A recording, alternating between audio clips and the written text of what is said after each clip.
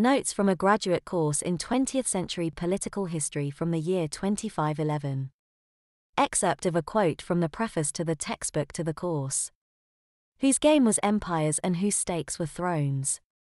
Whose table earth, whose dice were human bones. The Age of Bronze, 1823, Sti Lord Byron.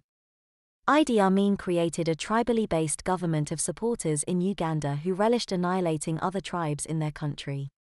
He not only bragged of his troops' mass murders, but liked to comment to his visiting dignitaries and reporters on how many of his victims' bodies he had eaten. Idi Amin enjoyed taking a personal interest in the victims' torture and mutilation before their severed body parts were added to the soup Idi made of his enemies' bodies. Such was his taste in evil that he often added the victim's family to take part in his festivities before they became part of his ghoulish feast. He enjoyed seeing the look on a father's face as his daughter was repeatedly raped by members of the Ugandan military before being hacked apart slowly with machetes.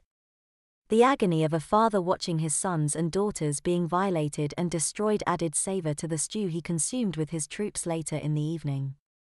Like Stalin, he was a true student of the forces of anti-life and was able to escape his consummate sins to settle down and live out his old age in a well-appointed and heavily protected compound in Saudi Arabia among some of the most devout and religious Muslims in the world.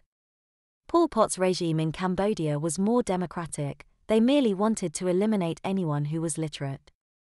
Since the population of the tiny country was so small, they were only able to annihilate 3 million people. While the sum total was small considered against the great killers of the West, it was still a respectable showing for a third world country. Pol Pot had managed to kill a larger percentage of his fellow citizens than any dictator before him. Since he had no apparent religion except communism, when he was captured after the fall of the government of the USSR, there was no place to hide. He was unceremoniously executed by Cambodia's new government after his final fall from power. Later in 1990s, two madmen competed in Iran and Iraq for the prize of insanity and godlessness. Iran was blessed by Allah when Ayatollah Khamenei engineered the fall of the Shah and began Allah's own purges through his fanatical intermediaries. Iran was to be brought back to the fold of Allah by torturing, murdering, and terrorizing its populace into cowed submission to Allah's will as determined by the medieval-minded mullahs. Immediately, his dictatorial and murderous neighbor to the northwest, Saddam Hussein, attacked Iran and attempted to secure Iran's oil fields along the Iran-Iraq border by force. After the holy battle of Iranian warriors bogged down against the heavily armed and fortified Iraqi troops, the chief mullah of Iran had an inspiration that would have befitted Stalin or Hitler in its depth of evil.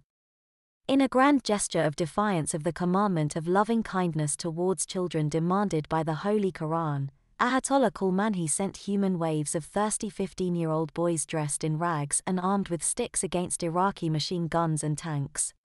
The carnage of the nation's youth was nearly total.